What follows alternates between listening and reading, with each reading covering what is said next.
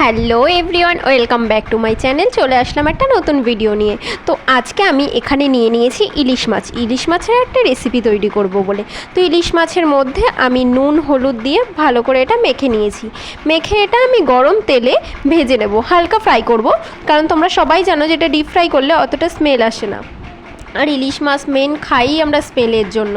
এটা আমি বেগুন দিয়ে রান্না করব, সেই কারণে বেগুনগুলো কাটা হয়ে গেছে। বেগুনগুলো খোসাটা মানে কেটে নেওয়া হয়েছিল এই কারণে, যেহেতু দানা হয়ে গেছিলো বেগুনগুলোর মধ্যে, তো সেই কারণে খোসাটা ছাড়িয়ে নেওয়া হয়েছিল।